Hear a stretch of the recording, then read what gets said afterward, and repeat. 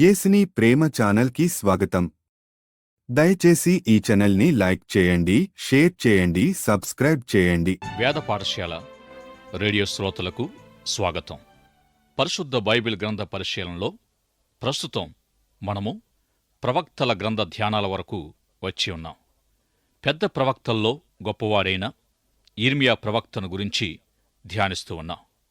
యిర్మీయా గ్రంథమంతా విలాపాలతో ఉండడం వల్ల ఈ గ్రంథంలోని 52 అధ్యాయాలను ఒక కాలక్రమానుసారంగా విభజించుట కష్టమని గ్రహించాం.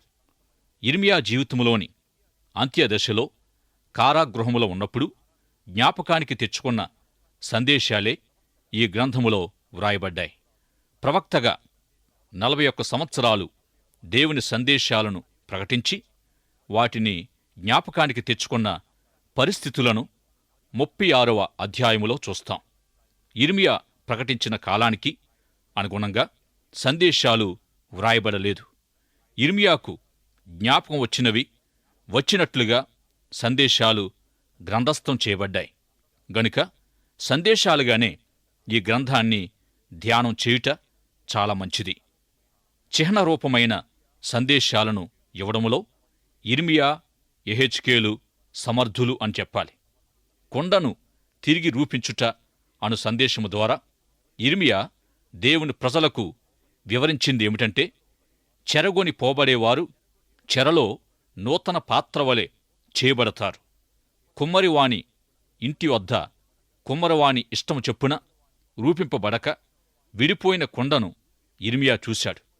అప్పుడు కుమ్మరి ఆ విడిపోయిన కొండను నేలకు కొట్టి అదే జిగటమంటితో మరి ఒక కొండను చేశాడు. మరి ఒక చిహ్నరూపమైన సందేశములో యిర్మీయా మంటి కూజాను దేవాలయములో పగులుగొట్టాడు. చెరకు పోయేవారు కుమ్మరివాని చేత తిరిగి రూపించబడిన వారిగా ఉంటారని, అయితే చెరకు పోవుటకు తిరస్కరించేవారు పగిలిపోయిన ఈ మంటి కూజావలే పగిలిపోతారని యిర్మీయా ఈ 2 సందేశాలను దృఢంగా ప్రకటించాడు. యిర్మీయా గ్రంథములోని సందేశాలను మన జీవితాలకు అన్వయించుకోవాలి. కొన్నిసార్లు దేవుడు మనల్ని శిక్షించి నూతన పాత్రలుగా మలుస్తాడు. మరికొన్నిసార్లు మన ఇష్టానుసారంగా పాపం చేసినప్పుడు కొండవలే మనం పగిలిపోయి తీసివేయబడని ఫలితాలను పొందుతాం. యిర్మీయా 2 గంపల అంజూర పండ్లు అను సందేశములో మంచి పండ్లు, చెడిపోయిన పండ్లు ఉన్నాయి. దేవుడు యిర్మీయాకు తెలియజేసిందేమిటంటే, బబులోనుకు వెళ్ళినవారు మేలు కలుగునట్లు మంచి అంజూర పండ్లవలె ఉన్నారు.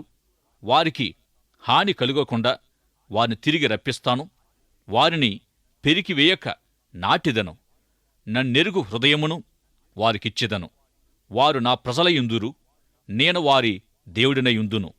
సంతోషముతో వారు నా వైపు తిరుగుదురు. జబ్బుగల అంజూర పండ్లు ఎవరనగా, యోదా రాజైన సిద్కియా అధికారులు, యెరూషలేములో నిలిచిన ప్రజలు, మరియు ఐగుప్తు దేశమున నివసించువారు. తినడానికి వీలు కాని పండ్లవలే వారిని ఉంచెదను. ఖడ్గమును, క్షామమును, తెగులును రప్పించి వారిని నాశనము చేసేదను. ఈ విధంగా యిర్మీయా ఎడతెగక బోధించాడు. బబులోను సామ్రాజ్యముచే పట్టబడిన యెరూషలేములో 2 రకాల ప్రజలున్నారు. బబులోను చెర దేవుడు రప్పించిన శిక్ష గనుక దేవునికి లోబడి మారుమనసు పొందినవారు ఒక రకమైతే, మరికొందరు సిద్కియా వలె యిర్మీయా సందేశాన్ని త్రోసివేసి బబులోను ఎదిరించి దేవుని చిత్తాన్ని గ్రహింపక పగులుగొట్టబడిన పాత్రవలే, చెడిపోయిన అంజూర పండ్లవలే ఉన్నారు. ఈ విధంగా అనేకమైన యిర్మీయా సందేశాలను క్లుప్తంగా చూడవచ్చు. మనుష్య స్వభావ సిద్ధాంతమునకు యిర్మీయా సందేశము వ్యతిరేకమని కొందరి అభిప్రాయం. నేటి దినాల్లో ఈ సిద్ధాంతము బహుబలంగా ఉన్నా ఇదేమీ క్రొత్త ఆలోచన సరళి కాదు. మానవుడు అనుకున్నది చేయగలడు అని బోధించే సిద్ధాంతము ప్రాచీన కాలము నుండి ఉంది.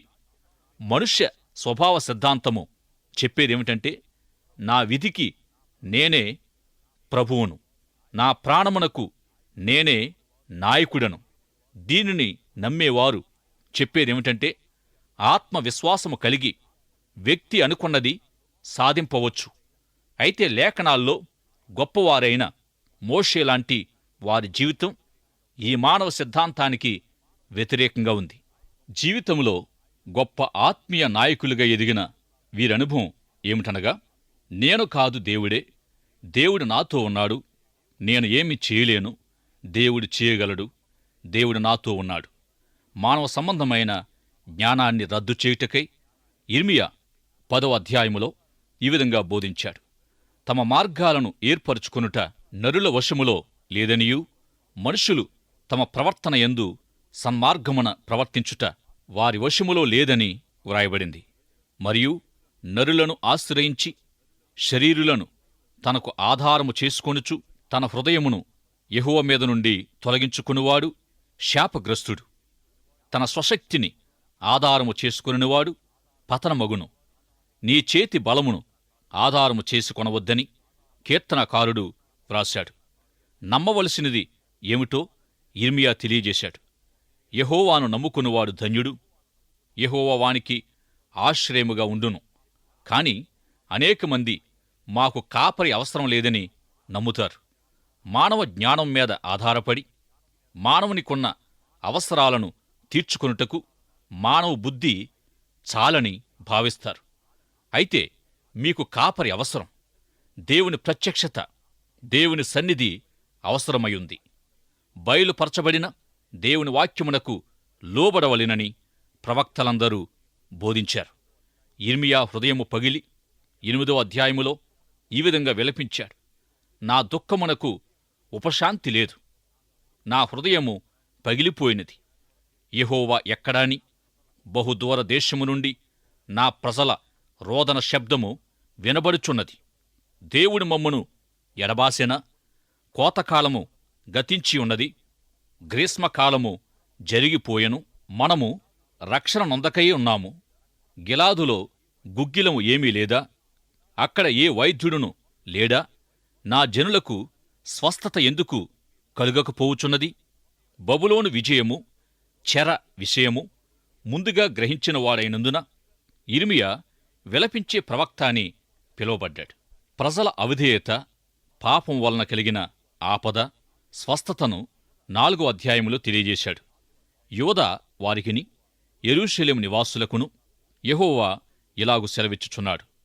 ముళ్ళ పొదల్లో విత్తనములు చల్లక మీ బీడు పొలములను దునుడి. అవిధేయులైయుండుట మానుకొని మీ దుష్ట క్రియలను బట్టి ఎవడును ఆర్పివేయలేనంతగా నా ఉగ్రత అగ్నివలే కాచకుండునట్లు యెహోవాకు లోబడి ఉండుడి. సువార్తల్లో విత్తువాని ఉపమానమును పోలిన బోధ ఈ సందేశములో ఉంది. దేవుని వాక్యము విత్తనము లాంటిదని యేసుప్రభువారు చెప్పారు. ఇశ్రాయేలు దేశములో నేటికిని వ్యవసాయదారులు కొండ దిగువ ప్రాంతాల్లో విత్తనాలు చల్లుతారు. ఈ ఉపమానాల్లో విత్తనాలు 4 రకాలైన నేలను పడ్డాయి. దేవుని వాక్యము వినిన వారిలో కలిగే ప్రతిస్పందనయే 4 రకాలైన నేల. 1 దారిలో పడుట వలన త్రొక్కబడింది. విత్తనము ఉందిగాని లోపలికి వెళ్ళలేదు. దేవుని వాక్యం విని మనసులో చేర్చుకొనందువల్ల పక్షులు ఆ విత్తనాల్ని తినివేస్తాయి. దేవుని వాక్యమును గురించి ఆలోచింపక మునిపే సాతానుడు వచ్చి విత్తనము అనే వాక్యాన్ని దొంగిలిస్తాడు. 2వ రకమునకు చెందిన ప్రజలు దేవుని వాక్యమును విని మనసులో ఉంచుకుంటారు, కాని ఆచరణలో పెట్టరు. విత్తనము మంటిలోనికి వెళుతుంది గాని క్రింద రాయి ఉండడం వల్ల వ్రేళ్లు లోపలికి వెళ్ళవు. సూర్యుని వేడి తగలగానే మొక్క ఎండిపోతుందని ప్రభు చెప్పారు. ఇక 3వ రకమైన నేల మంచిదే గాని విత్తనం మొలిచి ఎదిగినప్పుడు నేలపైనున్న మొండ్ల తుప్పలు మొక్కను అణచివేస్తాయి. గనుక మొక్క ఫలించదు. వాక్యమనే విత్తనమును అంగీకరించి మనసున పెట్టని వారికి ఈలోక ఆనందం, మోసపూరితమైన ధన వ్యామోహం వలన ఫలింపలేరని ప్రభు చెప్పారు. 4వ రకమైన భూమి మంచిది.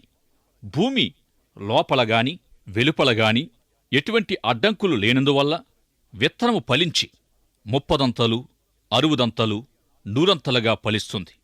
యిర్మీయా 4వ అధ్యాయములో యిర్మీయా ఈ ఉపమానమును పోలిన సందేశమిచ్చాడు. బీడు పొలమును దున్నుడి అని యిర్మీయా చెప్పుటలో ఉద్దేశం ఏమిటంటే, ప్రజల జీవితాలు బీడులా ఉండడం వల్ల పైరు లేనేలేదు. ప్రతి 7 సంవత్సరాలకు యూదులు తమ భూమికి విశ్రాంతినివ్వాలి. వారి జీవిత సమస్యలు, పరిస్థితుల ద్వారా దేవుని వాక్యము వారు వినినట్లు దేవుడు వారిని సిద్ధం చేస్తున్నాడు. విత్తువాని ఉపమానములో ప్రభు చెప్పిందేమిటంటే, మీరు ఏ విధంగా ఉన్నారో జాగ్రత్తగా చూచుకొనుడి. యేసు ప్రభుని మాటలను ఏ విధంగా వింటున్నామో, పాటించుచున్నామో జాగ్రత్తగా చూసుకోవాలి. బీడు భూమిని దున్ని దేవుని వాక్యమును వినునట్లు దేవుడి ప్రజలను సిద్ధం చేస్తున్నాడు. దేవుని వాక్యమును స్వీకరించుటకై బీడులాంటి మీ జీవితాలను సిద్ధపరుచుకొనండి. హృదయ సున్నతి పొందండని యిర్మీయా అనేక పర్యాయాలు బోధించాడు. పౌలు యిర్మీయా మాటల్లో నుండి సున్నతి అను పదాన్ని నూతన నిబంధనలో వాడి ఉన్నాడని కొందరి అభిప్రాయం. పాత నిబంధనలో ఉన్నవారికి సున్నతి ఎలాగో నూతన నిబంధనలో బాప్తిస్మము మనకలాంటిది. యూదులు తమ విశ్వాసమును బయటికి వ్యక్తపరిచే ఆచారమే సున్నతి. అయితే అర్ధరహితమైన ఆచారము నిష్ప్రయోజనము. యేసు ప్రభు అపోస్తలులు ప్రవక్తలు చెప్పే మాటలకు పాటించే జీవితానికి మధ్యనున్న వ్యత్యాసాన్ని తెలియజేశారు.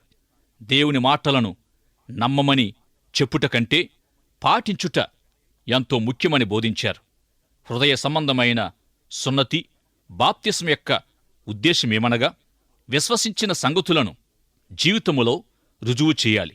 దేవుని మాటలు స్వీకరించుటకు మీ హృదయము సిద్ధంగా ఉందా? దేవుడు మీరు పరస్పరము సంబంధము గలవారై ఉండాలని దేవుని కోరిక. మీరు విశ్వాసముంచారా? విశ్వాసముంచామని చెప్పడం కాదు, అలాగు జీవించండి. యిర్మీయా సందేశం యొక్క ఉద్దేశమిదే. ఈ తరగతుల యొక్క ముఖ్యోద్దేశము కూడా ఇదే. తన హృదయములోనున్న సంగతులను బోధించిన యిర్మీయా యూదా ప్రజలను ప్రేమించి చీకటి సమయములో ఉన్నవారిని హెచ్చరిస్తూ నిరీక్షణతో కూడిన సందేశాన్నిచ్చాడు. యిర్మీయా గ్రంథం 7వ అధ్యాయం 8 నుండి 11 వచనం వరకు యిర్మీయా ఈ విధంగా ప్రకటించాడు. దేవాలయము ఉండుట వలన మీకు శ్రమలు రావని తలంచుచున్నారా? బుద్ధిహీనులు కాకుడి. మీరు జార చోర క్రియలను, నరహత్యను చేయుచు, అబద్ధ సాక్ష్యం పలుకుచు, బయలునకు ధూపం వేయుచు, మీరెరుగని దేవతలను అనుసరించుచున్నారే.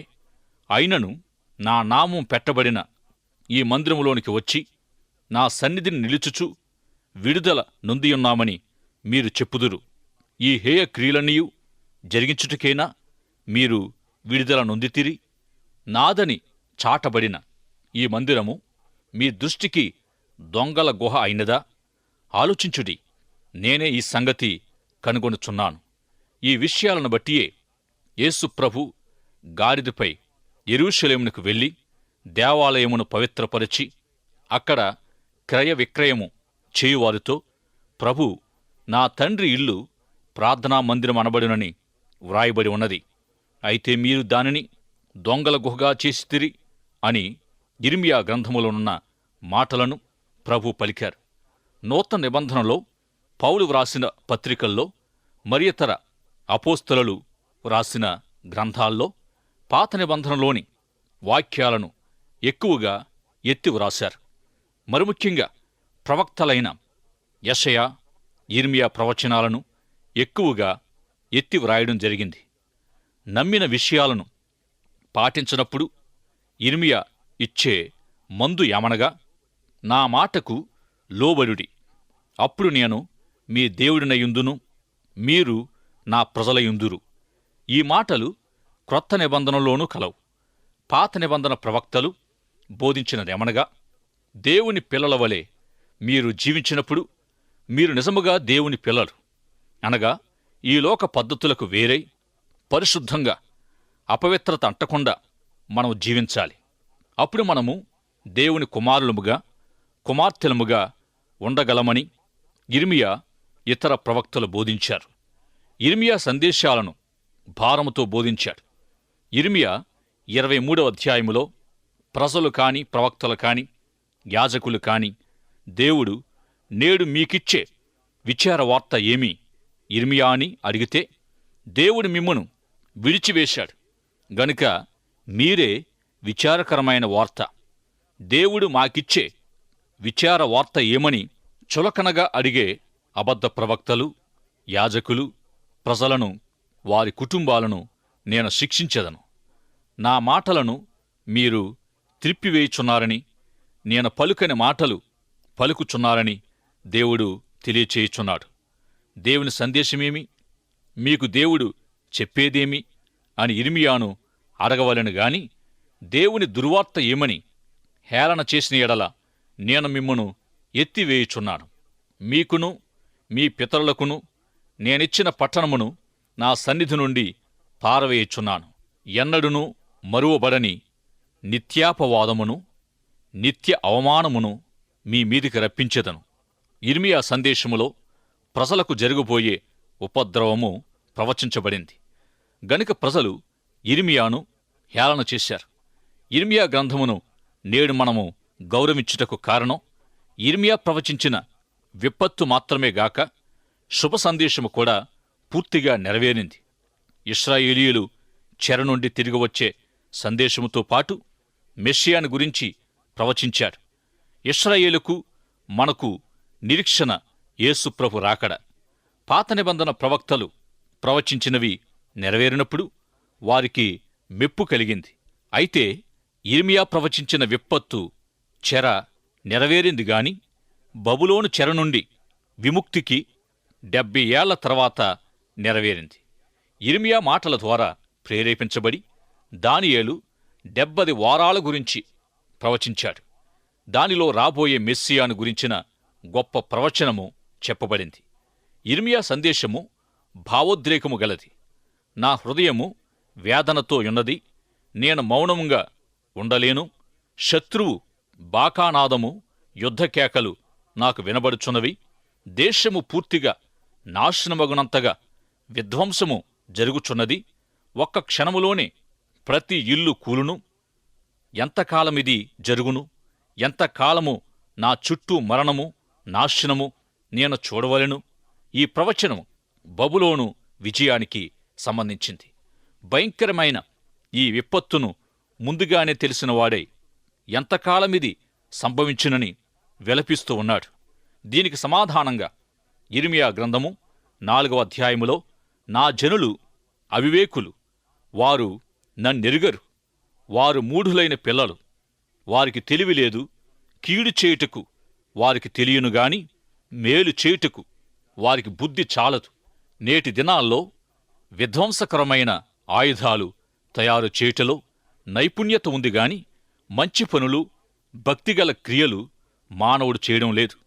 యిర్మీయా సందేశము యోధా జనాంగానికి మాత్రం కాదు, మన సంఘాలకు నేడు అవసరమయ్యుంది. యిర్మీయా గ్రంథము 5-6 అధ్యాయాల సారాంశం విందాం. 5వ అధ్యాయము చివరి వచనాలు. ఘోరమైన భయంకర కార్యము దేశములో జరుగుచున్నది. ప్రవక్తలు అబద్ధ వచనములు పలికెదరు. యాజకులు వారి పక్షమున ఏలుబడి చేసెదరు. అలాగు జరుగుట నా ప్రజలకు ఇష్టం. దాని ఫలము నొందునప్పుడు మీరేమి చేయుదురు? అల్పులేమి, ఘనులేమి, వారందరూ మోసం చేసి దోచుకునివారు. ప్రవక్తలేమి, యాజకులేమి, అందరూ వంచకులు. సమాధానము లేని సమయమున సమాధానము చెప్పుచు నా ప్రజలకున్న గాయమును పైపైన మాత్రమే బాగు చేయుదురు. ఆత్మీయ నాయకత్వములో ఉన్న లోపాన్ని ఎత్తి చూపుచు సమస్యలకు కారణం ఏమిటో యెషయా, యిర్మీయా తదితర ప్రవక్తలు బయలుపరిచారు. మనుషులలో పందెములో పరిగెత్తి అలసిపోయిన మీరు రౌతులను ఏ విధంగా ఎదుర్కొందురు? క్షేమమైన దేశములోనే పడిపోతే భయంకరమైన యోర్దాను ప్రవాహములో ఏలాగు నిలువగలరు? కష్టమైన ప్రదేశములలో దేవుని పనికి వెళ్లక మునుపు పని విషయమై సిద్ధపడి పరీక్షించబడాలి. నూతన నిబంధనలో సంఘనాయకుల అర్హతకు నియమముంది. అదేమనగా వారు మొదట పరీక్షింపబడవలెను. దేవుని పరిచారకులకు కాపరులకు ఇదొక మంచి సూత్రం. యోధా ప్రజలను గూర్చి యిర్మీయా ద్వారా దేవుడు తెలియజేయించింది. మోషే సమూయేలును నా ఎదుట నిలువబడినను ఈ ప్రజలను అంగీకరించుటకు నాకు మనసుండదు. నా సన్నిధిని ఉండకుండా వారిని వెళ్ళగొట్టుము. చావునకు నియమింపబడినవారు చావునకు, ఖడ్గమునకు నియమింపబడినవారు ఖడ్గమునకును, క్షామమునకు నియమింపబడినవారు క్షామమునకును, చెరకు నియమింపబడినవారు చెరకును పోవలెను. చంపుటకు ఖడ్గమును, చీల్చుటకు కుక్కలు, తినివేయుటకును నాశనము చేయుటకును ఆకాశ పక్షులు, భూమృగములు అను ఈ 4 విధముల బాధలు వారికి నియమించి ఉన్నాను. యోధా రాజైన హిజ్కియా కుమారుడు మనష్షే యెరూషలేములో చేసిన క్రియను బట్టి భూరాజ్యములు అన్నిటిలో ఘోర హింస నొందునట్లు వారిని అప్పగించుచున్నాను. ఈ విధమైన దుర్వార్తతో పాటు యిర్మీయా శుభ సందేశమును కూడా వారికి ప్రకటించాడు. 16వ అధ్యాయములో చెప్పబడిన సందేశం 1వ కొరింథీ పత్రిక 7వ అధ్యాయమును పోలి ఉంది. పౌలు భక్తుడు 7వ అధ్యాయమును ప్రారంభిస్తూ స్త్రీని ముట్టకుండుట పురుషునికి మేలు అని చెప్పి మరలా మనస్సు నిలుపలేని ఎడల కామతప్తులగుట కంటే పెండ్లి చేసుకొనుట మంచిది అన్నాడు. దీనికి కారణం 26వ వచనములో వివరించబడింది. 1వ కొరింథీ పత్రిక 7వ అధ్యాయము 26వ వచనం. ఇప్పటి ఇబ్బందిని బట్టి ఈ విధంగా చెప్పుచున్నాను అని అన్నాడు. కొరింథీయులు అడిగిన ప్రశ్నలకు జవాబుగా పౌలు ఈ విషయాలు వ్రాశాడు. అవి శ్రమల కాలం గనుక వివాహము కానివారు వివాహము కోరవద్దని, వివాహ విషయమై నిగ్రహము పాటించాలని పౌలు యొక్క సలహా. యిర్మీయా గ్రంథము 16వ అధ్యాయములోనున్న విపత్తు, అన్యజనుల విజయం, చెర అను పరిస్థితులను బట్టి ఈ స్థలమందు వివాహము చేసుకుని సంతానము కనవద్దు, వారు ఘోరమైన మరణం నొందెదరు, వారిని గూర్చి రోధము చేయబడదు, వారు పాతిపెట్టబడక భూమి మీద పెంటవలే పడి ఉండెదరు, వారు ఖడ్గము చేతను క్షామము చేతను నశించెదరు, వారి శవములు ఆకాశ పక్షులకును భూజంతువులకును ఆహారముగా ఉండునని యిర్మీయా వారికి ప్రకటించాడు. యిర్మీయా గ్రంథము 17వ అధ్యాయములో యెహోవా నీవు నన్ను స్వస్థపరిచిన ఎడల నేను స్వస్థత నొందుదును, నన్ను రక్షించిన ఎడల నేను రక్షింపబడుదును, నేను నిన్ను స్తోత్రించుటకు నీవే కారణభూతుడవు, రక్షణ స్వస్థత దయచేయునది దేవుడొక్కడే. కొన్నిసార్లు రక్షింపబడుటకు స్వస్థత నొందుటకు మనుషుల వైపు తిరిగి ఫలితం దొరక్క ఇక దేవుడే రక్షింపగలడు, దేవుడే స్వస్థతను ఇవ్వగలడు అని అనుభవపూర్వకంగా మనం తెలుసుకుంటాం. యిర్మీయా గ్రంథము 31వ అధ్యాయము నుండి 33వ అధ్యాయం వరకు మెస్సియా ప్రవచనములు కలవు. శాశ్వతమైన ప్రేమతో నేను నిన్ను ప్రేమించుచున్నాను, విడువక నీ ఎడల కృపచూపుచున్నాను మరియు ప్రవచనాత్మకంగా ఇలాగు ప్రవచించాడు. వారి మనస్సులో నా ధర్మ విధి నుంచెదను, వారి హృదయం మీద దాని వ్రాసెదను. యెహోవా వాక్కు ఇదే, నేను వారికి దేవుడినయుందును, వారు నాకు జనులగుదురు. తర్వాత యిర్మీయా మెస్సియా రాకను గురించి ప్రవచించాడు. పాత నిబంధనలోనూ ప్రస్తుతం ఉన్న హెబ్రీల చరిత్ర మనం గమనించినట్లయితే దేవుని ప్రజల చెర తర్వాత చెదరిపోదురని ప్రవక్తలు ప్రవచించారు. క్రీస్తు శకం 1948వ సంవత్సరములో చెదరిపోయిన యూదులు మరలా ఇశ్రాయేలు దేశమునకు తిరిగివచ్చి ఒక రాజ్యమయ్యారు. ప్రవక్తల ప్రవచించినది ఆత్మ సంబంధమైనది, అనగా ఇశ్రాయేలీలు దేవుని యొద్దకు రావాలి. కాని ఇంతవరకు అది నెరవేరలేదు. ప్రపంచములో ఏమి జరుగునయుందో తెలుసుకోవాలంటే మన దృష్టి ఇశ్రాయేలీల వైపు, మెస్సియా ప్రవచనాల వైపు మళ్లించి తెలుసుకోవచ్చు. ఈ సందేశము ద్వారా వ్యక్తిగతంగా మనం అన్వయించుకోవాల్సిన విషయం ఏమనగా, దేవుడు నిన్ను నన్ను శాశ్వతమైన ప్రేమతో ప్రేమించుచున్నాడు. దేవుని ప్రేమ వరాన్ని మీరు పొందారా? ఇప్పుడే దేవుని అంగీకరించి దేవుని ప్రేమను పొందండి. ఆమేన్. దయచేసి ఈ ఛానల్ని లైక్ చేయండి, షేర్ చేయండి, సబ్స్క్రైబ్ చేయండి.